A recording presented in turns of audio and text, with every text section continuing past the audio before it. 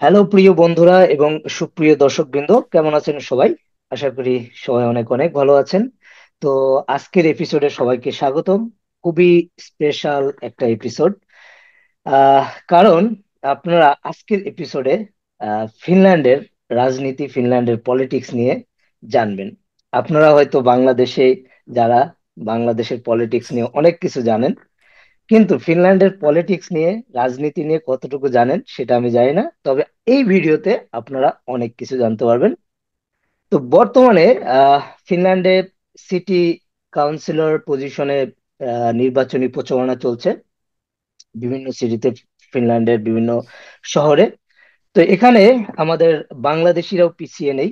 বাংলাদেশিরা আহ, বিভিন্ন city corporation থেকে নির্বাচনের প্রচারণা চালাচ্ছে। তেমনি একজন বাংলাদেশি ভাইয়ের সাথে আপনাদের আজকে পরিচয় করিয়ে দিব। তো চলুন সেই স্পেশাল গেস্টের কাছে আমরা চলে যাই। উনি হচ্ছেন ডক্টর মুজিবুর দত্তরি। সো ভাইয়া, আসসালামু আলাইকুম and welcome to my episode. কেমন আছেন? সবাইকে সালাম এবং শুভেচ্ছা জানাচ্ছি যারা দর্শক শ্রোতা আছেন তাদের জন্য। জি। জি, ছোট্ট করে যদি আপনি আপনার ইন্ট্রোডাকশনটা যদি দিতেন দর্শকদের। জি, অনেক ধন্যবাদ। আমি basically Dhaka university alumni, Dhaka ইউনিভার্সিটির লোক প্রশাসন থেকে অনার্স মাস্টার্স করেছি বাংলাদেশ থেকে। তারপর এখানে ফিনল্যান্ডে এসে পিএইচডি করেছি সোশ্যাল অ্যান্ড পাবলিক পলিসিতে। তারপর এখানকার ইউনিভার্সিটিগুলোতে শিক্ষকতা এবং গবেষণা করেছি। লন্ডনের PEN international international human rights organization, ওটাতে গবেষক হিসেবে কাজ করেছি। এবং রিসেন্টলি আমি ওই হেলসিঙ্কি এমপ্লয়মেন্ট সার্ভিস বা তে কাজ করেছি। জি। জি, অনেক ধন্যবাদ মুজিবুর ভাই, আমি আপনাকে ভাই বলেই সম্বোধন করছি। তো ঠিক আছে। আহ, আহ, যেটা জানার, সরাসরি ওই বিষয়ে চলে যাই। আহ, যেহেতু পলিটিক্স বা রাজনীতি নিয়ে আসলে জানার ইচ্ছা, তো মুজিবুর ভাইয়ের কাছে আমার আহ, প্রথম প্রশ্ন, আপনি ফিনল্যান্ডের পলিটিক্সে কেন আসলেন এবং কোন দল অনেক থেকে আপনি ধন্যবাদ মাহফুজ। নির্বাচনী মূলত প্রচারণাটা চালাচ্ছেন? আচ্ছা, হ্যাঁ হ্যাঁ, জি, আমি গ্রিন পার্টি থেকে ফিনল্যান্ডের গ্রিন পার্টি থেকে নির্বাচনী প্রচারণা চালাচ্ছি। আমি তাদের কাউন্সিলর ক্যান্ডিডেট হেলসিঙ্কি থেকে। আর মূলত রাজনীতিতে আসা একটা খুব কঠিন ডিসিশন ছিল আমার জন্য, কারণ আমি প্রথম এসেছি ভেবেছি যে ঠিক আছে, আমি এখানে মাস্টার পিএইচডি করেছি, তারপর এখানে গবেষক হিসেবে ফিনল্যান্ডে কাজ করেছি বিভিন্ন বিশ্ববিদ্যালয়ে। কিন্তু তারপর যত দিন যেতে থাকলো তখন তত মনে করলাম যে আসলে আই এম ডিসক্রিমিনেটেড, আমার বিরুদ্ধে কিছু একটা করা হচ্ছে। আমার ক্যাপাসিটি অনুযায়ী আমার যে জায়গায় থাকার কথা সে জায়গাতে আমি নাই, এরকম একটা feeling আমার মধ্যে এসেছে। আমি গবেষণা করেছি ইউনিভার্সিটি অফ হেলসিঙ্কি এবং তাম্পারেতে। তারপর অনেক বছর বেকার ছিলাম। বেকার থাকার পর আমি ভাবলাম যে না, আসলে ইটস এনাফ। কারণ এখানে সোশ্যাল সায়েন্সে যদিও বেকারত্ব ফিনিশদের মাঝে মাঝে অনেক বেশি, কিন্তু এখানে দেখা যাচ্ছে যে এখানকার যে যারা লোকজন যারা আছে, ইমিগ্রেন্ট যারা আছে, তাদের নাম যদি মোহাম্মদ বা অন্য কোনো ফরেন সাউন্ডিং কোনো নেম হয়, তাহলে তারা ইচ্ছা করে, দেখা যায় আপনার পিএইচডি আছে বা মাস্টার্স আছে, তারা ওই এসএসসি পাস বা হাই স্কুল গ্রাজুয়েটকে ওই চাকরি দিয়ে দেবে। এটা আমি বলছি সোশ্যাল সায়েন্স জি। বা আর্টস ফ্যাকাল্টির আর্টস এর কথা। এই যে একজন, যেহেতু আমরা এখানে ফিনল্যান্ডের মতো দেশে বিভিন্ন টাইপের লোকজন আছি, এখানে কেউ রিফিউজি হিসেবে প্রথমে এসেছেন, তারপর আহ, এসেছেন স্টুডেন্ট হিসেবে, ওয়ার্কার হিসেবে, আবার প্রফেশনাল হিসেবে কেউ কেউ এসেছেন আইটি সেক্টরে। তো এক জি। একজনের অভিজ্ঞতা এক এক রকম। এখানে যারা খুব হাইলি প্রিভিলেজ, যাদের এখানে পাসপোর্ট আছে, পার্মানেন্ট রেসিডেন্স আছে, তারা হয়তো নিজেদেরকে মনে করেন যে না, তারা এই সোসাইটির পার্ট। কিন্তু একটা জায়গায় গিয়ে দেখা যাচ্ছে যে আপনাকে আপনি যখন আপনার বিরুদ্ধে আপনাকে রিয়েলাইজ করতে হবে যে এটা আসলে আহ, ধরুন ধরুন ধরুন যে আপনি একজন কালোর বিরুদ্ধে একজন ফিনিশ বা অন্য কেউ কিছু বলছে, বা আহ, বোরকা যে মহিলা পরেন তার বিরুদ্ধে কিছু বলছে। এটাকে আমরা ভাবতে পারি যে আমি তো বোরকাও পরি না, আমার বউ বোরকা পরে না, বা আমিও তো অতটা কালো না, জি। কিন্তু ultimately we are in the same boat. তাহলে এই সমাজের আমার এখানে ইকুয়ালিটি আছে, নন ভিডিওটা মনে হচ্ছে ডিসক্রিমিনেশন পজ আছে হয়ে গেছে। সাদাদের জন্য, কিন্তু যারা অন্য দেশ থেকে আসা নতুন ইমিগ্রেন্ট, ভাষা জানে না, তাদের জন্য এটা একটা ডিসক্রিমিনেটরি সোসাইটি একটা পর্যায়ে। যেহেতু উচ্চশিক্ষিত, এখানকার জব জব করেছি অনেক, কিন্তু তারপরেও আমার মাঝে ফিলিং হয়েছে যে আমি আমার এখানকার পাসপোর্ট আছে, কিন্তু আসলে এসব প্রিভিলেজ কিছু না। যেটা হচ্ছে আমি নিজেকে একজন ইমিগ্রেন্ট হিসেবে ফিনল্যান্ডে দেখি, জি। এবং একজন ইমিগ্রেন্টের উপর একটু আঘাত, তাদের বিরুদ্ধে ডিসক্রিমিনেশন, দুর্বল শ্রেণীর যে সমস্যাগুলো, এটা আমি অনুভব করি নিজের অভিজ্ঞতার আলোকে।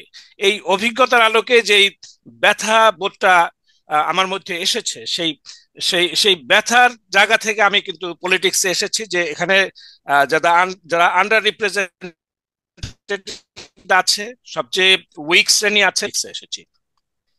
জি। জি। তো মজিবুর ভাই, আসলে ফিনল্যান্ডের পলিটিক্স সম্পর্কে কি জেনারেল কোনো আইডিয়া দেওয়া যায়? যেমন আমরা তো বাংলাদেশের পলিটিক্স যেমন জানি, কাদা ছোড়াছুড়ির একটা বিষয় আছে আমাদের দেশের পলিটিক্সে। সো ফিনল্যান্ডের পলিটিক্স সম্পর্কে আসলে জেনারেল আইডিয়া চাই। আরেকটা বিষয় যেটা জানতে চাই সেটা হচ্ছে এই যে সিটি কাউন্সিলর যে পজিশন, আসলে এটা কত বছরের জন্য, এবং এই সিটি কাউন্সিলর হিসেবে আসলে আপনি যদি পাশ করেন আপনার রেসপন্সিবিলিটি কি? আচ্ছা। জি। জি। জি, আপনাকে ধন্যবাদ মাহফুজ। কাউন্সিলর মূলত 4 বছরের জন্য নির্বাচিত হন ফিনল্যান্ডে, এবং তাদের কাজ মূলত হচ্ছে এখানকার স্কুল, কলেজ, এগুলো এগুলো এবং ডে কেয়ার সেন্টার, এগুলোর বিষয়ে বিষয় পলিসি নির্ধারণ, তারপর হেলথ কেয়ার সিস্টেম, তারপর এখানকার এমপ্লয়মেন্ট মার্কেট, তারপর এখানকার মানে job job training, skill development, এসব, এবং সর্বোপরি সিটি প্ল্যানিং, জি। সিটির কোথায়, তারপর এনভায়রনমেন্টাল প্রোটেকশন, তারপর ইকুয়ালিটি, নন ডিসক্রিমিনেশন নিশ্চিত করা, যে সিটি লেভেলে যে প্ল্যানিং হবে সেটা তাদের যেই সিটিতে যারা কাজ করেন, কর্মী বা অফিসার, তাদের রিক্রুটমেন্টের ক্ষেত্রে সমতা রক্ষা করতে হবে, সেটা বিভিন্ন নারী পুরুষ অন্য জেন্ডার আছে, তারপর ইমিগ্রেন্ট, তারপর অন্য মাইনরিটি গ্রুপ যারা আছে তাদের মধ্যে ব্যালেন্স করা এবং ফেয়ারনেস আনা জি। সহ মোটামুটি সার্বিক হেলসিঙ্কির মধ্যে যা যা আছে, হুম। ওই সব বিষয়গুলো ওই সিটি কাউন্সিলর ডিসিশন নেন। এখানে রাষ্ট্রের বা সরকারের তেমন তেমন কোনো কাজ নাই হেলসিঙ্কি সিটিতে। এবং হেলসিঙ্কি সিটি হচ্ছে বড় একটি এমপ্লয়ার, যেটা রাষ্ট্রের ক্ষেত্রে তাদের ওই এমপ্লয়মেন্ট বেশি। তো জি। এটা হচ্ছে অবস্থা। আর এখানকার ফিনল্যান্ডের পলিটিক্স সম্পর্কে আপনি জিজ্ঞেস করেছেন, সেটা হচ্ছে যে ফিনল্যান্ডের পলিটিক্স হচ্ছে কনসেনসাস পলিটিক্স, অর্থাৎ আপনার বিভিন্ন দল আছে, রাইট উইং, মিডল গ্রাউন্ডে যারা আছে, তারপর সেন্টার, তারপর লেফট, কিন্তু প্রত্যেকেই তাদের জাতীয় বিষয়গুলোতে তাদের ঐক্যমত্য আছে। এর কারণ হচ্ছে এখানকার যে শিক্ষা ব্যবস্থা, ফিনল্যান্ডের শিক্ষা ব্যবস্থা one of the best in the world, এবং এই শিক্ষা ব্যবস্থার মাধ্যমে সবার মধ্যে এক ধরনের জাতীয়তাবোধ, তারপর পারস্পরিক ফেলো ফিলিং, তারপর একজনের প্রতি একজনের যে অনুভূতি, যে তারা একটা সমাজের পার্ট, একটা ফ্যামিলির মতো, পুরো রাষ্ট্রটাই একটা ফ্যামিলির মতো মনে করে, অ্যাটলিস্ট জি। সাদা যারা আছে, হোয়াইট যারা আছে, তারা নিজেদেরকে ওরকম মনে করে, এবং তাদের বাপদাদারা রাশিয়ার বিরুদ্ধে ফাইট করেছে এই ঠান্ডা পরিবেশে, হাজার হাজার বছর এখানে থেকেছে, কিন্তু ফিনল্যান্ড ছেড়ে যায়নি। ওই যে একটা ফিলিংটা যে আছে তাদের অপরের প্রতি ফিলিং, যে কারণে তাদের যে ওয়েলফেয়ার স্টেট আছে, বা কল্যাণ রাষ্ট্র, এই কল্যাণ রাষ্ট্র গঠনের পিছনে তাদের কমিটমেন্ট আছে। সেই কমিটমেন্ট হচ্ছে যে তারা হাই ট্যাক্স দেয়, যার যত ইনকাম যত বেশি সে তত ট্যাক্স দেয়, আবার সোশ্যাল রিডিস্ট্রিবিউশন হিসেবে হেলথ কেয়ার, এডুকেশন এবং অন্যান্য সোশ্যাল সার্ভিসের মাধ্যমে সেটা আবার প্রত্যেকেই রিটার্ন পায় যার যার প্রয়োজনে। সুতরাং তাদের মধ্যে কোনো ধরনের ক্ষোভ নাই যে কেউ অনেক হাই ট্যাক্স দিচ্ছে এবং অন্যরা ট্যাক্সের টাকা নিচ্ছে, ওরকম কিছু নাই। বা সে যখন হাই ট্যাক্সের লোকটা যখন আবার আনএমপ্লয়েড হয়ে যাবে বা অন্য কোনো সিচুয়েশন পড়বে, অসুস্থ হয়ে গেল, তখন আবার রাষ্ট্র তাকে বিভিন্নভাবে ফেরত দেয়। খুব খুব একটা চমৎকার একটা সিস্টেম। আর এখানকার পুলিশ থেকে শুরু করে সবকিছু কিন্তু স্মুথলি কাজ করে, যে কোনো ইনস্টিটিউশন। এবং বাংলাদেশে দেখা যায় যে প্রাইভেট সেক্টর গুলো এফিসিয়েন্ট, হুম। কিন্তু ফিনল্যান্ডের হেলথ কেয়ার থেকে শুরু করে অন্য জায়গাতে কিন্তু প্রাইভেট সেক্টরের উপর লোকজনের ট্রাস্ট বেশি। যে কারণে এমন একটা সুন্দর রাষ্ট্র গড়ে তোলার পেছনে পলিটিশিয়ানদের একটা ভূমিকা আছে। তারা হচ্ছেন তারা একটা সুন্দর পলিসি করেছেন তার রাষ্ট্র চালনার জন্য, এবং এক ধরনের কনসেনসাস আছে তাদের মধ্যে। এই কনসেনসাস থাকার ফলে তারা দেখা যাচ্ছে তারা মানে এ পর্যন্ত যে কোনো পরিস্থিতিতে তারা সবকিছু সুন্দরভাবে সামাল দিয়েছেন। করোনা পরিস্থিতি বলেন আর আগের যুদ্ধ বলেন, জি সবকিছুর ক্ষেত্রে তারা আসলে অনেকটা এগিয়ে, এবং তারা যে কোনো সিচুয়েশনের জন্য রেডি। সেটা হোক প্রাকৃতিক দুর্যোগ, স্বাস্থ্যগত দুর্যোগ বা যুদ্ধ, যে কোনো জি কিছুর জন্য ফিনিশরা কিন্তু 100% রেডি। এটা বলতে হবে যে পলিটিশিয়ানদের গাট আছে, এখানকার ম্যাক্সিমাম পলিটিশিয়ানের, এবং তারা কিন্তু কমিটেড একে অপরের প্রতি, ফিনিশদের প্রতি তারা কমিটেড। এবং এর ফলে এক ধরনের ভালোবাসা, যে ভালোবাসাটা কিন্তু আমরা কিন্তু আমাদের বাংলাদেশে আমরা ওটা সৃষ্টি করতে পারিনি। ওখানে ক্লাস ডিফারেন্স যেটা আছে, আপনি যদি আজকে খুব ভালো পজিশনে থাকেন তাহলে অন্য কাউকে আপনি আমলেই নেবেন না, ওরকম কিছু না। আপনি একজন ফিনিশের সামনে একজন কম আয়ের ফিনিশ অথবা ডিসেবলড বা অন্য যে কোনো যাদের অবস্থান ভালো না সমাজে, তাদের সম্পর্কে যদি অন্য কিছু বলেন, তাহলে ফিনিশার এটা মোটেই ভালোভাবে নেবে না। এবং আপনি একজন ফিনিশের বিরুদ্ধে আর একজন ফিনিশকে উস্কাইয়ে দিতে পারবেন না, জি কারণ ওদের শিক্ষা ব্যবস্থাটা খুব স্ট্রং। ওটা সিভিক যে ফিলিংটা আছে, ওই ফিলিংটা কিন্তু তাদের মধ্যে প্রচন্ড রকম আছে। সিভিক ফিলিং এর ফলে তারা পলিটিক্যালি খুব কনসাস, এবং এক্ষেত্রে পলিটিশিয়ানদের ভূমিকা আছে। যদিও রিসেন্টলি দেখা যাচ্ছে যে এন্টি ইমিগ্রেন্ট পার্টি পেরুসো আমালাইনেন তারা ক্ষমতায় এসেছে, এসে বিভিন্ন ইমিগ্রেন্ট বিরোধী আইন করেছে, এবং আরো সামনে করতে যাচ্ছে। যেমন 4 বছরের পার্মানেন্ট রেসিডেন্স 6 বছর করতে যাচ্ছে, যেটা আপনি খুব ভালো মতো জানেন, আপনার অনেক জি ইউটিউব ভিডিও আছে এইসব জি জি বিষয়বস্তুর উপরে। তো এই অবস্থার জন্য আসলে তাদের কোনো নিজস্ব এজেন্ডা নাই। তারা যেহেতু তাদের প্রোডাক্টিভ এজেন্ডা না থাকার ফলে তারা ইমিগ্রেন্ট বিরোধী একটা এজেন্ডাকেই তারা নিয়েছেন, অ্যান্টি ইমিগ্রেন্ট পার্টি ওই পেরুসো আমালাইনেন। এবং বিদেশিদেরও এক্ষেত্রে ভূমিকা আছে। ইমিগ্রেন্ট যারা, যেমন ধরুন বিগত কাউন্সিল নির্বাচনে 4 বছর আগে, সে সময় কিন্তু 51%, 51% লোক, ফিনিশ লোক ভোট দিয়েছেন সিটি কাউন্সিল গুলোতে। জি কিন্তু ইমিগ্রেন্টদের পার্সেন্টেজ ছিল মাত্র 23 ভাগ, শতকরা জি 23 ভাগ, অর্থাৎ অর্ধেকেরও কম। এই যে ইমিগ্রেন্টদের অ্যাপ্যাথি, ইলেকটোরাল প্রসেস, ডেমোক্রেটিক প্রসেসে যে অ্যাপ্যাথি আছে কোনো কোনো ইমিগ্রেন্ট গ্রুপের মধ্যে, যে কারণে এন্টি ইমিগ্রেন্ট পার্টি ক্ষমতা এসেছে। তারা বিভিন্ন রকম আইন করছে, যাচ্ছে তাই আইন করছে, এবং সামনে আরো তারা বিভিন্ন রকম পায়তারা করছে যেটা তারা করবে। আর তারা ডিসক্রিমিনেশনকে, ইমিগ্রেন্ট যারা আছে বা তাদের বিরুদ্ধে ডিসক্রিমিনেশনকে তারা ওপেনলি সাপোর্ট করে। মানে ইমিগ্রেন্টরা তাদের একটা, তারা এমন একটা ইমপ্রেশন দেয় ইমিগ্রেন্ট সমাজের একটা বোঝা, জি তারা কাজ করে না। কিন্তু এটা সম্পূর্ণ ফলস।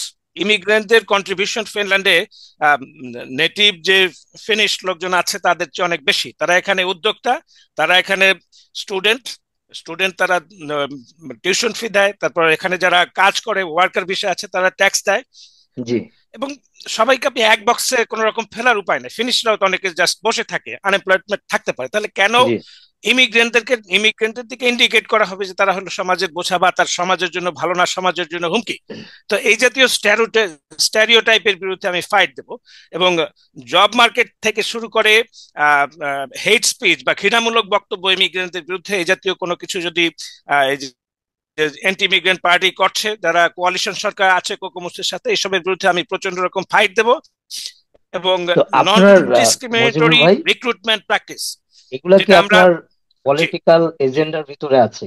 যে মানে কথাগুলা বলছেন আপনি, জি, এগুলা কি জি, আপনার জি, পলিটিক্যাল জি, যে জি। নির্বাচনী প্রতিশ্রুতি বা এজেন্ডা, এগুলা কি সবগুলা আছে, নাকি আরো আরো আরো কিছু আছে আপনার নির্বাচনী প্রচারণায়?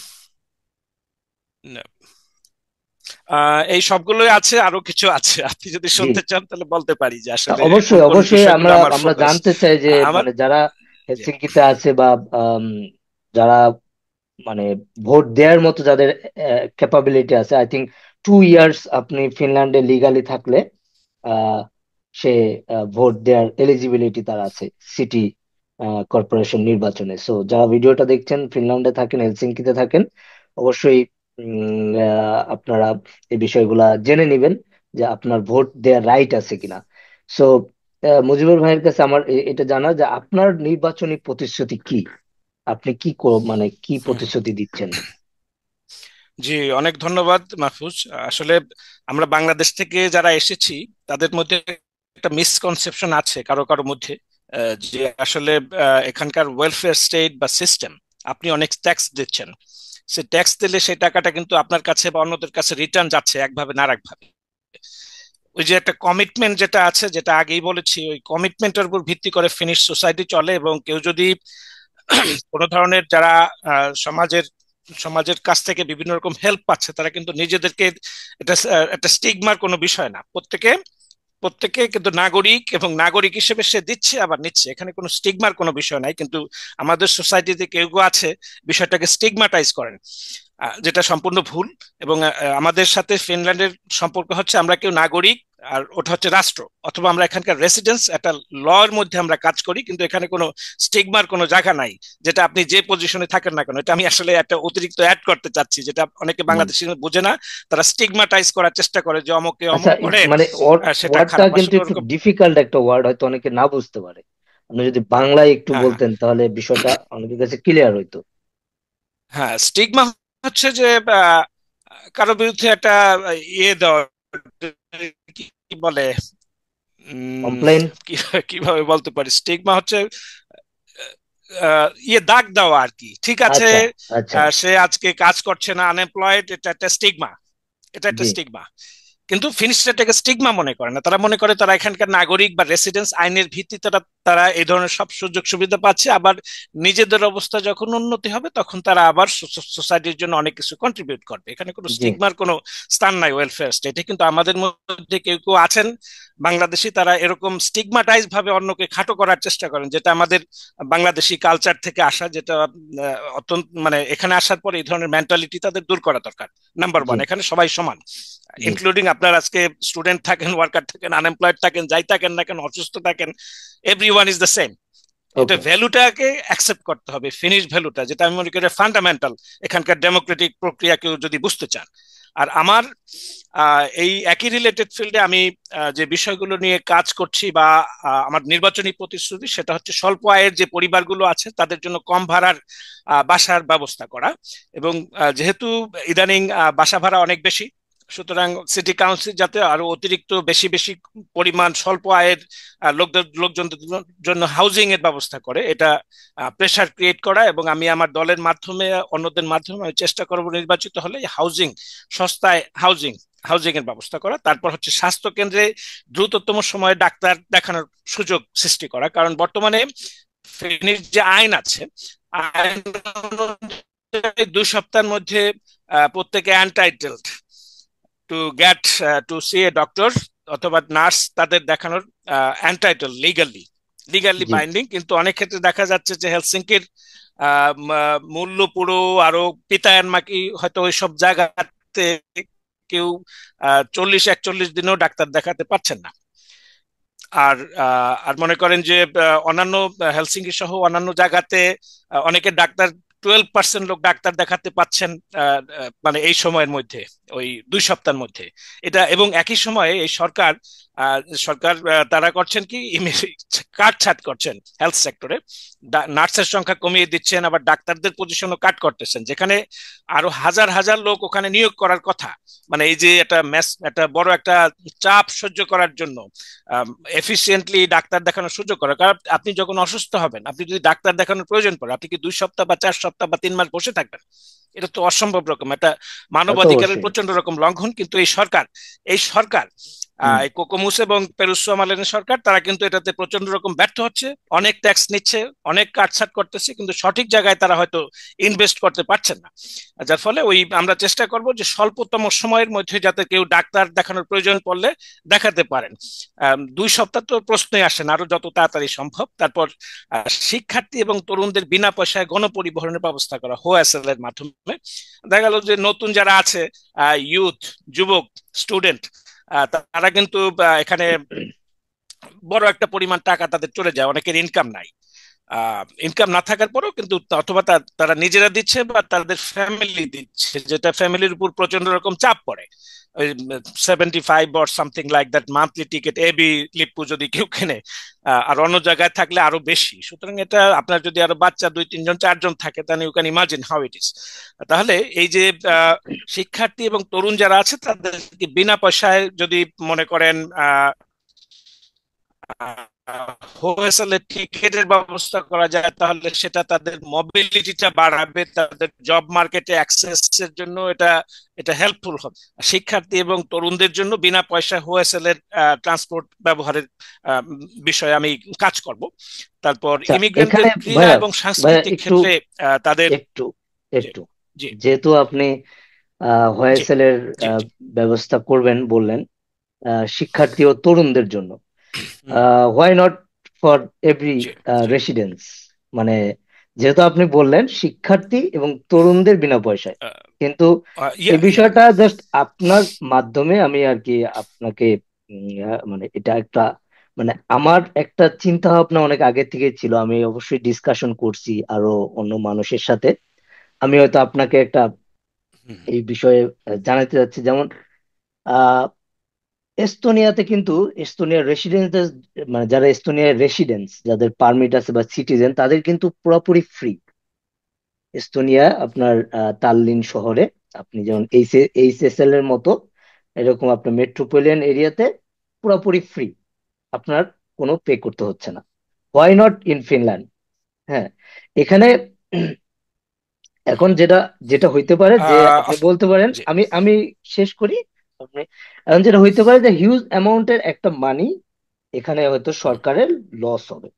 হ্যাঁ, কিন্তু এখানে আমরা যদি সরকার যদি, হ্যাঁ, যে আপনি যদি সরকারে যান এজ এ কাউন্সিলর হিসেবে, সেটা আমি আপনাকে রিকোয়েস্ট করবো যে এরকম যদি করা যেতে পারে যে যারা কাজ করতেছে তাদের ট্যাক্সে একটা অ্যামাউন্ট ফর ট্রাভেলিং, মানে এইচএসএল বা এই জাতীয়, ধরেন 30 ইউরো বা 40 ইউরো ট্যাক্স হিসেবে প্রতি মাসে কেটে নেওয়া। কিন্তু এখানে প্রত্যেকটা সিটিজেন যারা হেলসিংকির বা এসপো বা ভান্তা, তাদের ট্রাভেলিং ফ্রি হবে, যারা রেসিডেন্টস অথবা সিটিজেন। যে অ্যামাউন্টটা ধরেন, এখানে যতগুলা মানুষ কাজ করতেছে তাদের অনেকেরই গাড়ি আছে, অনেকে কিন্তু ইউজ করে না ট্রাভেলিং এ। তারা হয়তো নিজস্ব গাড়ি ইউজ করে, হয়তো পাবলিক ট্রান্সপোর্ট ইউজ করে না। পাবলিক ট্রান্সপোর্টে ধরেন 50 থেকে 60 ইউরো বা 70 ইউরো লাগতে পারে একটা দুইটা জোন যদি আমি চুজ করি, এ বি বা বিসি। তো দেখা গেল আমি যদি হুম, বা সরকার যদি প্রত্যেকটা মানুষের কাছ থেকে ধরেন 30 থেকে 50 ইউরো যদি ট্যাক্সের সাথে কেটে নেয় প্রতি মান্থলি, যেমন এখন টেলিভিশনের জন্য যেটা মানে কেটে নিচ্ছে, যেমন এভরি সিটিজেন ইন ফিনল্যান্ড তারা টেলিভিশন ইউজ করার জন্য কিন্তু সরকারকে ট্যাক্স পে করছে। অনেকেই হয়তো আমরা জানি না, কিন্তু এটা কিন্তু আমাদের টাকা থেকে অলরেডি এই ট্যাক্সটা কেটে নিয়ে যাচ্ছে to use television at home. এটা প্রত্যেকটা বাসার থেকে ট্যাক্সের সাথে নিয়ে যাচ্ছে শুধু।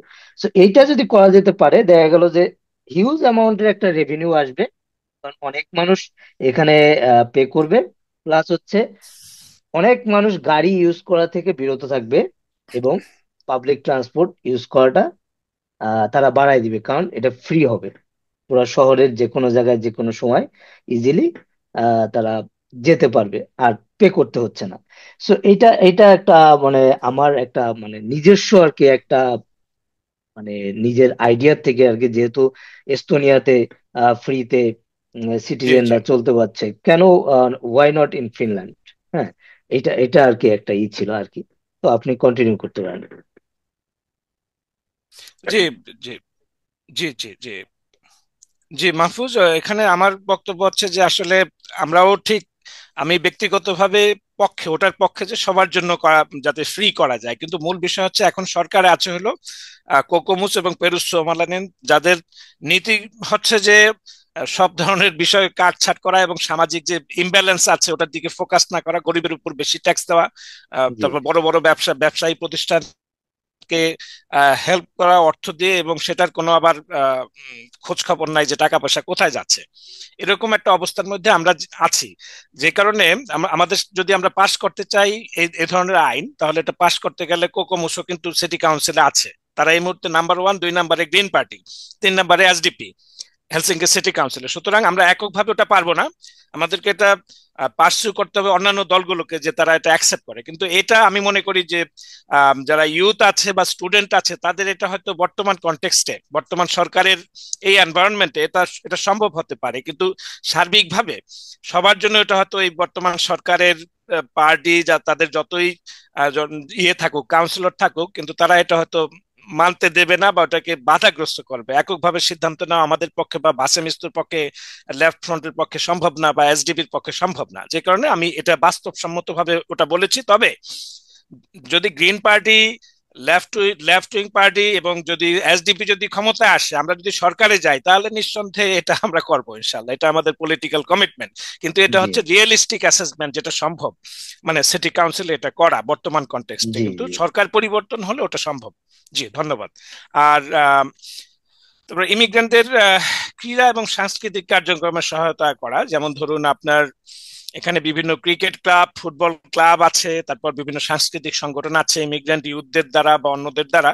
কিন্তু একটা সফল ইন্টিগ্রেশনের জন্য এ ধরনের পজিটিভ যে তাদের যে ইনিশিয়েটিভ ইউথদের বা অন্যদের, সেটাকে কিন্তু সাপোর্ট করতে হবে, যেটা ইন্টিগ্রেশনের জন্য খুবই দরকারি। যেমন মনে করুন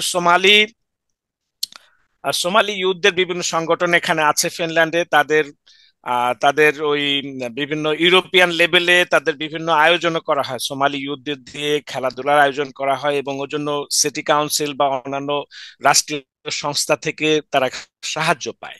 কিন্তু যেহেতু আমরা বাংলাদেশিরা সিটি কাউন্সিলে আমাদের রিপ্রেজেন্টেশন নাই, বা আরো উপরের লেভেলের রিপ্রেজেন্টেশন নাই, যে কারণে আমরা অনেক কিছু জানি না। জি অন্যরা জি অ্যাপ্লিকেশন করে যেহেতু তাদের অ্যাক্সেস আছে।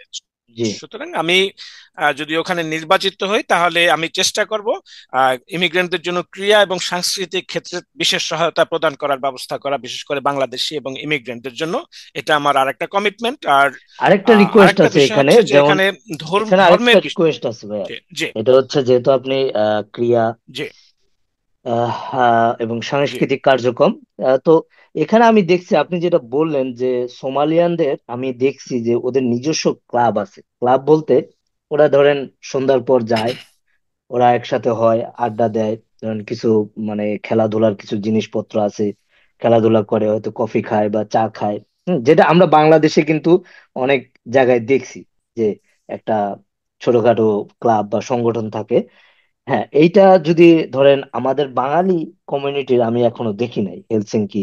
হয়তো আছে, যেটা হচ্ছে ধরেন একটা টাইমের জন্য হয়তো বুকিং দিল, একটা সাংস্কৃতিক অনুষ্ঠান করলো, হুম, হুম। বা কোনো আওয়ামী লীগের একটা হয়তো সংগঠন আছে, বা বিএনপির একটা সংগঠন আছে, বা জামাত ইসলামের একটা সংগঠন আছে, এরকম হয়তো। কিন্তু অ্যাজ এ বাংলাদেশি কমিউনিটির একটা ক্লাব, বাংলাদেশি যেখানে বাংলাদেশিরা যাবে, বসবে, আড্ডা দিবে, হয়তো একটু এন্টারটেইনমেন্ট থাকলো, খেলাধুলা, ক্যারাম বোর্ড থাকলো, বা একটা বিলিয়ার্ডের একটা থাকলো, এই ধরনের জিনিসগুলো আসলে আমাদের বাংলাদেশিদের জন্য আসলে খুবই দরকারি, স্পেশালি ইন হেলসিংকি অথবা ভান্তা এসপো। জি, জি, that would be a great জি, জি, এডিশন। জি, আমি আমি আমি আমার জি, আমার জি, জি, নিজের একটা জি, দাবি আর কি, আমি বলবো। জি, জি, জি, জি, ধন্যবাদ। ওই আসলে আপনি হয়তো কমিউনিটি সেন্টারের কথা বলছেন, যেখানে একটা মিটিং প্লেসের মতো মানে কমিউনিটি আমাদের যে সেন্টার বিভিন্ন এক্সিস্ট। বলবো না, আমি বলবো যে এটা একটা ধরেন এটা একটা বাংলাদেশি একটা ক্লাব বলা যায়, যেখানে হ্যাঁ, বাংলাদেশিরা হ্যাঁ, আসবে, গ্যাদারিং হবে। ওই যে নামেই বলেন। হ্যাঁ, হ্যাঁ, হ্যাঁ, জি যে নামেই বলেন এরকম একটা জিনিসের জি দরকার আসলে। এটা আমি খুবই অনুভব করি। নির্বাচিত হলে এই জি জাতীয় যে প্রস্তাব আপনারা আনতে চান, সেটা আমাকে বললে, আমি নির্বাচিত হলে আমি সেভাবেই সেই প্রস্তাব সিটি জি কাউন্সিলে তুলবো জি ইনশাল্লাহ। আপনাদের সহযোগিতা এবং আপনাদের সাথে নিয়ে আমি এগুলো করব। তারপর আরেকটা বিষয় হচ্ছে যে ডে কেয়ার সেন্টার এবং স্কুলে কিন্তু ফিনিশ খাবারের পাশাপাশি যারা ধর্মীয়ভাবে প্রচন্ড সেনসিটিভ, তারা চান যে হালাল খাবারের ব্যবস্থা করতে, যাতে স্কুল এবং পাইবাগতিতে। তো আমি মনে করি যে এই অপশনটা কিন্তু ওভাবে নাই, যেভাবে তারা অনেকে অনেকে যেভাবে চান। সুতরাং আমি নির্বাচিত হলে আমি ওই এই অপশনটা অ্যাটলিস্ট রাখবো, ফিনিশ যে পেরিনতেইনের যে রোকা ভ্যালু আছে, basic যে ফিনিশ খাবার, ওষুধ যাতে যাতে তাদের জন্য থাকে সেটা। এর ফলে তাহলে আমরা মনে করব যে আমরা এই সোসাইটিরই পার্ট, আমরা কেউ বাইরের না, এবং ফিনল্যান্ড ইনক্লুসিভ, এখানে ডাইভার্সিটির স্থান আছে, কারণ ডাইভার্সিটি ইজ ভেরি ইম্পর্টেন্ট। কারণ আমরা সাদা হইতে পারবো না কখনো। আর সবাই যে এদেশে প্রোটেস্ট্যান্ট খ্রিস্টান থাকবে, ক্যাথলিক থাকবে না, মুসলিম থাকবে না, জিউস থাকবে না, অন্য কেউ থাকবে না এরকম না, হিন্দু থাকবে না ওরকম না। এখানে সবার একটা স্থান থাকবে, একটা ইনক্লুসিভ ডাইভার্স সোসাইটি হিসেবে আমরা ফিনল্যান্ডকে চাই। এটা কোনো স্পেসিফিক ধর্মের জন্য না, কেউ যদি ভেজিটে এরকম অন্য যাদের স্পেশাল নিড আছে, ফুডের ইহুদিদের স্পেশাল নিড আছে, তারাও ওটা করতে পারবে। অর্থাৎ একটা ল করতে হলে বা একটা সিস্টেম করতে হলে সেখানে সবাইকে ইকুয়াল ভাবে ট্রিট করতে হবে, কোনো স্পেসিফিক গ্রুপের জন্য কোনো কিছু করা যায় না। সুতরাং ওই স্পেশাল অপশন গুলোর কথা আমি দেখবো, যে এরকম স্পেশাল অপশন পার্টিকুলারলি মুসলিমদের জন্য ওটা করা যায় কিনা, এবং অন্যান্য ধর্মের যারা আছে তাদের মতো করে করা যায় কিনা। তারপর মনে করেন ইমিগ্রেন্টদের বিরুদ্ধে চাকরি ক্ষেত্রে বৈষম্য, যেটা আমি অনেক আগেই বলেছি, এটা আমি অনেক আগে থেকে ফিল করেছি। তো এই বৈষম্যের বিরুদ্ধে আমরা ফাইট দেব। এবং জবের ক্ষেত্রে হেলসিঙ্কি সিটি কাউন্সিলে অ্যানোনিমাস রিক্রুটমেন্ট এনেছে গ্রিন পার্টি, যাতে অনেকের দেখা যায় যে নামের উপর ভিত্তি করে আপনি যখন অ্যাপ্লিকেশন করেন এটা জবের জন্য, নামের উপর ভিত্তি করে প্রথমেই এইচআর এর লোকজন বা ওখানকার যে বস সিইও সে কিন্তু ওখান থেকে সরায় দেয়, যে ঠিক আছে নামটা মুসলিম ফিল হচ্ছে বা অন্য কিছু বা বিদেশি, সুতরাং এর বাদ, স্ক্রিনিং এই প্রথমে বাদ পড়ে। সুতরাং এই অ্যানোনিমাস রিক্রুটমেন্ট সিস্টেম কিন্তু গ্রিন পার্টি এনেছে, যাতে মাইনরিটি গ্রুপ, ইমিগ্রেন্ট গ্রুপের লোকজনরাও কিন্তু সমান সুযোগ পায়, যাতে এই রিক্রুটমেন্ট প্রসেসে কিন্তু নামটা দেখা যায় না, আপনার অ্যাপ্লিকেশনে নামটা দেখা যায় না, ওটা হিডেন থাকে, আরো জি। আরো কিছু কিছু সেফগার্ড থাকে, যার ফলে প্রথমেই ওটাকে স্ক্রিনড আউট না করে। তো ওটা অনেকটা সাকসেসফুল হয়েছে হেলসিঙ্কি সিটি কাউন্সিলে। আমরা চাবো যে এটা ন্যাশনালি এটা ইমপ্লিমেন্ট করা যায় কিনা, যাতে চাকরির ক্ষেত্রে যে রিক্রুটমেন্টটা আছে, রিক্রুটমেন্টে যাতে ইমিগ্রেন্টরা বাদ না পড়ে, তাদেরকে ডিসক্রিমিনেট না করা হয়। পাশাপাশি বর্তমান সময়ের একটা অন্যতম বড় চ্যালেঞ্জ হচ্ছে যে ইমিগ্রেন্টদের বিরুদ্ধে ঘৃণামূলক বক্তব্য দেয়। যেমন আমাদের বর্তমান যে সংসদ আছে, সংসদের যে স্পিকার আছে পেরুসোমালাইনেন দলের, ওই ভদ্রলোক না কি লোক বলবো, সে কিন্তু মানে বলছে মুসলমান এবং ইমিগ্রেন্টদের বিরুদ্ধে অনেক অনেক অনেক অনেক বক্তব্য দিয়েছেন, যে ঠিক আছে তাদেরকে আলাদা করে ট্যাগ লাগাইতে হবে যে তারা মুসলিম। কিন্তু উনি কিন্তু এখন সংসদের স্পিকার হিসেবে আছেন। জি। এরকম ইমিগ্রেন্ট বিরোধী যে পেরুসোমালাইনের দল, তাদের 14 জন এমপি বলেছে যে বোরকা নিষিদ্ধ করতে হবে। কোকোমুজ দলের কোন কোন এমপি আছেন যাদের সাথে বাংলাদেশি কমিউনিটির খুব আহ, ভালো সম্পর্ক আছে, তাকে অনেক ফুলের মালা দেওয়া হয়েছে। সেই ভদ্রলোক বলছেন যে কেউ যদি বোরকা পরে তাহলে তাদের ব্যাগ ভরে বাংলা মানে ওই বিদেশে পাঠিয়ে দেওয়া হবে, বোরকার জায়গা ফিনল্যান্ড না। এখন যাক। আমার কথা হচ্ছে যে আমি বোরকার পক্ষেও না বিপক্ষেও না। যে as a Bangladeshi city councillor হিসেবে যদি আপনি জি। আহ, জয়লাভ করেন, উম, জি। তো বাংলাদেশি মানুষদের জন্য আপনার কন্ট্রিবিউশন কি থাকবে? যারা বাংলাদেশি, আমরা ফরেনার এখানে আছি, বিদেশিরা, তাদের জন্য আপনার কন্ট্রিবিউশনটা কি জি। জি। কি থাকবে, সেটা আমার একটা জি। প্রশ্ন। আহ, বাংলাদেশি সহ ইমিগ্রেন্ট যারা আছে তাদের পক্ষে আমি যে যে কাজটা করব সেটা হচ্ছে ইমিগ্রেন্টদের বিরুদ্ধে যে চাকরির ক্ষেত্রে ডিসক্রিমিনেশন করা হয় ফিনল্যান্ডের কোন কোন ক্ষেত্রে, এই বিষয়টার বিরুদ্ধে আমি সিটি লেভেলের ব্যবস্থা নেওয়ার চেষ্টা করি, বায়াস না থাকে বাংলাদেশি বা ইমিগ্রেন্টদের বিরুদ্ধে। এবং ইমিগ্রেন্টদের বিরুদ্ধে আহ, ঘৃণামূলক বক্তব্য দিয়ে কেউ কেউ পেরুসোমালাইনের টাইপের দল, তারা কিন্তু অনেক ভোট পেয়ে দ্বিতীয় অবস্থান আছে ফিনল্যান্ডের জাতীয় সংসদে। এ ধরনের ইমিগ্রেন্ট বিরোধী ঘৃণামূলক বক্তব্য আমরা সহ্য করব না। আমরা স্ট্রিক্ট ওই হেট স্পিচ বা ঘৃণামূলক বক্তব্যের বিরুদ্ধে আইন করব, এবং সিটি লেভেলে এটাকে ইনটলারেন্স, এটাকে টলারেট করা হবে না এরকম একটা ব্যবস্থা আমরা করব। কারণ আমরা এখানে ইমিগ্রেন্ট, এবং হেলসিঙ্কি, এসপো, ভান্তা, এই তিনটা শহরে 20% প্রায় লোক আছে যাদের মাতৃভাষা ফিনিশ না, তারা ইমিগ্রেন্ট, এশিয়া, আফ্রিকা, লাতিন আমেরিকার বিভিন্ন দেশ থেকে আসা 20% লোক যেহেতু এখানে ইমিগ্রেন্ট, এবং তারা ফিনিশ ইকোনমি সোসাইটির একটা পার্ট, স্টেক হোল্ডার। সুতরাং আহ, এরকম একটা অবস্থার মধ্যে এন্টি ইমিগ্রেন্ট পার্টি যদি ক্ষমতায় আসে বা তারা ইমিগ্রেন্টদের বিরুদ্ধে ঘৃণামূলক বক্তব্য দেয়, সেটা মোটেই গ্রহণযোগ্য না। তাই ইমিগ্রেন্টদের বলবো, বাংলাদেশ সহ অন্য দেশের ইমিগ্রেন্টদের বলবো আমাকে ভোট দিতে। আমি, আমার নাম্বার ওয়ান এজেন্ডা হচ্ছে ইমিগ্রেন্ট। এবং এখানে ভাবার কোনো কারণ নাই যে আসলে আপনি একজন প্রফেশনাল, আপনার ফিনিশ সিটিজেনশিপ আছে, সুতরাং আরেকজনের দুঃখ আপনাকে যদি ইনফ্লুয়েন্স না করে, আপনি যদি দুঃখ না পান আরেকজন যে কম, যার কম সুযোগ সুবিধা আছে, যে এখানে ডিসক্রিমিনেটেড, তার পক্ষে আপনার অবস্থান নেওয়া হচ্ছে নৈতিক দায়িত্ব। শুধু নিজেকে নিয়ে থাকলে সেটা কোনো পলিটিক্সও না, এটা কোনো সোসাইটিও না। সুতরাং এই ধরনের ইন্ডিভিজুয়ালিস্টিক আইডিয়া যাদের মধ্যে আছে তাদের প্রতি আমার উদাত্ত আহ্বান যে এই জাতীয় আপনি ক্ষুদ্র চিন্তা পরিহার করুন, বৃহত্তর চিন্তা ভাবনা করুন। এবং প্রত্যেকটা ইমিগ্রেন্ট এখানে ম্যাটার। সে হোক না হিজাব পরা লোক, হোক না কালো, হোক না সাদা, হোক না আমাদের মতো কালার। যে ইমিগ্রেন্টের বিরুদ্ধে যে ঘৃণামূলক বক্তব্য দেওয়া হয় সেটা কিন্তু প্রচন্ড রকম আপত্তিজনক। হেলসিঙ্কি এসপো ভান্তাতে 20% লোক আছে যাদের মাতৃভাষা ফিনিশ এবং সুইডিশ না। তারা হলো এশিয়া। সুতরাং যেহেতু ইমিগ্রেন্টরা সংখ্যা এত একটা বড়, 1/5 এই এই সিটিতে, হেলসিঙ্কির পাক অপঙ্গি সেতুতে, সুতরাং এ ধরনের ইমিগ্রেন্ট বিরোধী শক্তি ক্ষমতায় আসা উচিত না। আর বিগত নির্বাচনে, সিটি কাউন্সিল নির্বাচনে ন্যাশনালি ফিনল্যান্ডে 1% ভোট পড়েছে, ফিনিশরা ভোট দিয়েছে, সেখানে ইমিগ্রেন্টরা ভোট দিয়েছে।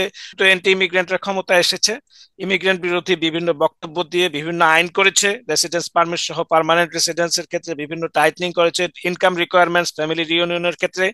এগুলো কোনোটাই গ্রহণযোগ্য না, কারণ একটা লোক যখন ফিনল্যান্ডে আসে, এটা তো লং টার্ম ইনভেস্টমেন্ট, ইমিগ্রেন্ট বা অন্য যে কোনো ব্যক্তির ওই লং টার্ম ইনভেস্টমেন্ট। এখানে তার সময় দিচ্ছে, জীবনের একটা অংশ তারা এখানে দিয়ে দিচ্ছে এবং এখানে ট্যাক্স পে করতেছে। এবং ফিনল্যান্ডের ইমিগ্রেন্টদের অবদান, ইমিগ্রেন্টদের অবস্থান ফিনিশদের তুলনায় কোনোভাবে কম না। প্রত্যেকে যে জায়গা থেকে, এমনকি আনএমপ্লয়েড থাকলেও সে ট্যাক্স দিচ্ছে, জি যেটার উপর ভিত্তি করে ফিনিশ ইকোনমি চলছে। সুতরাং ইমিগ্রেন্টকে আন্ডারমাইন যদি কেউ করে, তাহলে তাদেরকে ভোট দেওয়া যাবে না। এবং ইমিগ্রেন্ট একজনের বিরুদ্ধে যদি কোনো রকম অন্যায় করা হয় বা ডিসক্রিমিনেটরি কোনো কিছু করা হয়, যেমন ধরুন বোরকা ব্যান করা হয়, বা একজন কালোর বিরুদ্ধে কিছু করা হয়, কালোকে মারা হয়, তাহলে আমাদের খুশি হওয়ার কোনো কারণ নাই। জি কারণ একজন ইমিগ্রেন্টের উপর আঘাত মানে আমাদের সব ইমিগ্রেন্টের বিরুদ্ধে আঘাত। তারা জি এক এক করে এক একজনকে ধরবে, তখন আমাদেরকে দেখার মতো কেউ থাকবে না। কারণ ট্রাম্প ওখানে ক্ষমতায় এসেছে, ইন্ডিয়ান পলিটিশিয়ানরা অনেকে আমেরিকাতে যারা আছে তারা ট্রাম্পের খুব পক্ষে গিয়ে কালোদের বিপক্ষে কথা বলেছে, মুসলমানদের বিরুদ্ধে কথা বলেছে, কিন্তু এখন দেখা যাচ্ছে তাদেরকেই, ওই ইন্ডিয়ানদেরকেই কিন্তু হাত পা বেঁধে ওখানে আবার রিটার্ন করাচ্ছে। ট্রাম্পের যে নিউ ইমিগ্রেশন পলিসি, তারপর গুয়ান্টানামো বে, যখন মুসলমান সহ অন্যদেরকে ওই গুয়ান্টানামোতে বেঁধে গেছে হিউম্যান রাইটস এর পক্ষে যারা কাজ করেছে, তখন কিন্তু আমরা অনেকে নীরব ছিলাম, ঠিক আছে এরা হলো এক্সট্রিমিস্ট। কিন্তু কারো বিরুদ্ধে যদি অবৈধভাবে কিছু করা হয়, সেটা জি আজকে আর একজনের বিরুদ্ধে ব্যবহার করা হচ্ছে, কালকে যে আপনার বিরুদ্ধে হবে না সেটার কোনো নিশ্চয়তা নাই। যে কারণে আপনার ল শুড বি, একটা লোক যত বড় অপরাধী হোক আর যাই হোক, কিন্তু তার বিরুদ্ধে ইলিগাল কিছু করা যাবে না। জি এবং ইমিগ্রেন্ট সে যে কালারেরই হোক, যে ধর্মেরই হোক, বর্ণের হোক, তার বিরুদ্ধে, একজনের বিরুদ্ধে আঘাত মানে সকলের বিরুদ্ধে আঘাত।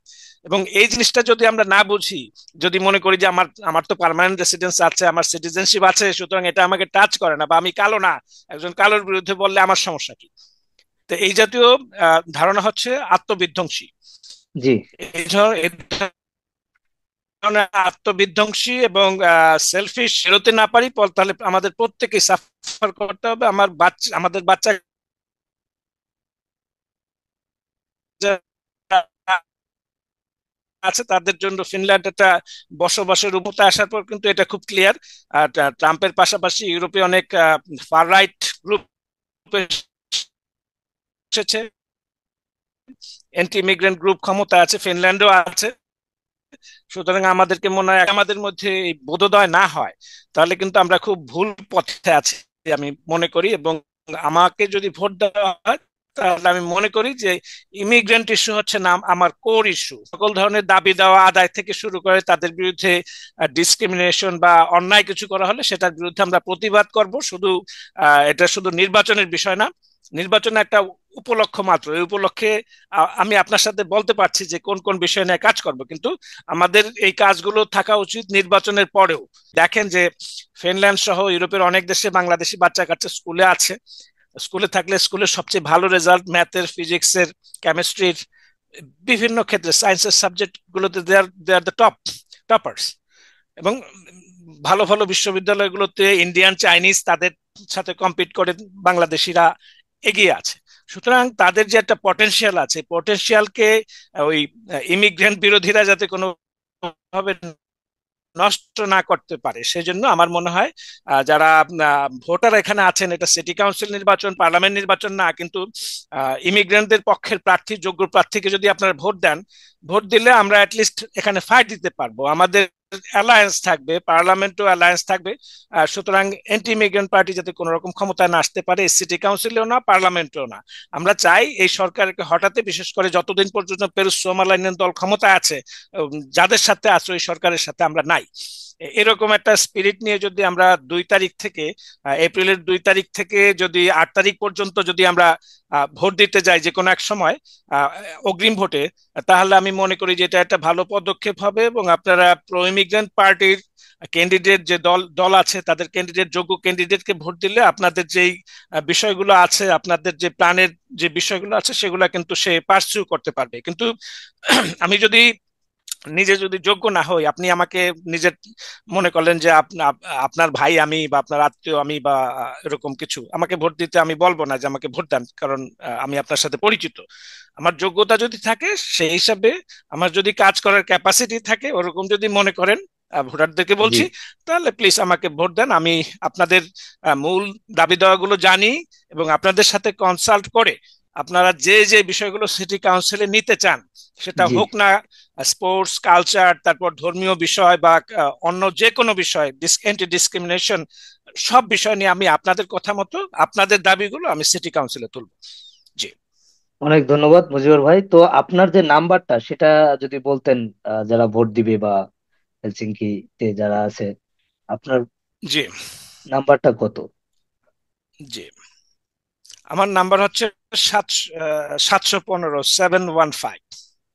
ওকে। ঠিক মতো সো দেখা যায়, বন্ধুরা, 715। জি বন্ধুরা, আপনারা দেখলেন ডক্টর মুজিবুর ভাই, জি। ওনার নাম্বার 715। আপনারা যারা হেলসিঙ্কিতে আছেন, যদি আপনার কাছে মনে হয় যে উনি যোগ্য ব্যক্তি, তাহলে অবশ্যই আহ, যে টাইমটা বললেন, এপ্রিলের 2 থেকে এপ্রিলের 8 তারিখ অগ্রিম ভোট।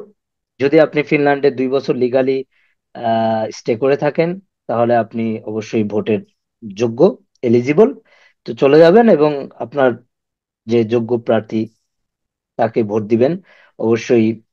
মুজিবুর ভাই যেগুলা বললেন, এগুলা যে বাংলাদেশি হিসেবে, যারা বাংলাদেশি ফিনল্যান্ডে উম, যারা ট্রাই করতেছে সিটি কাউন্সিলর হিসেবে, আমরা চাই যে তারা আসুক, তারা বাংলাদেশিদের রিপ্রেজেন্ট করুক। সেটা আমাদের কমিউনিটির জন্য একটা বড় একটা অবদান হবে। সো ধন্যবাদ মুজিবুর ভাই, অনেক অনেক ধন্যবাদ। আপনি অনেক মূল্যবান সময় দিয়েছেন। সো আশা করি আপনার যে নির্বাচনী প্রচারণা সাকসেস হোক, আর সফল হন আপনি, সেটাই দোয়া থাকবে। আর আমার পক্ষ থেকেও আপনাকে শুভেচ্ছা। সো মুজিবুর ভাই, সো আমরা এখন শেষের দিকে। সো আর কিছু বলবেন জি, আপনি? আপনাকে অনেক, জি জি, জি, আপনাকে অনেক ধন্যবাদ মাহফুজ, আমার ইন্টারভিউ নেওয়ার জন্য। জি। আর দর্শক শ্রোতাদের প্রতি সালাম ও শুভেচ্ছা রইল। ধন্যবাদ সবাইকে, ভালো থাকবেন। সালামু আলাইকুম।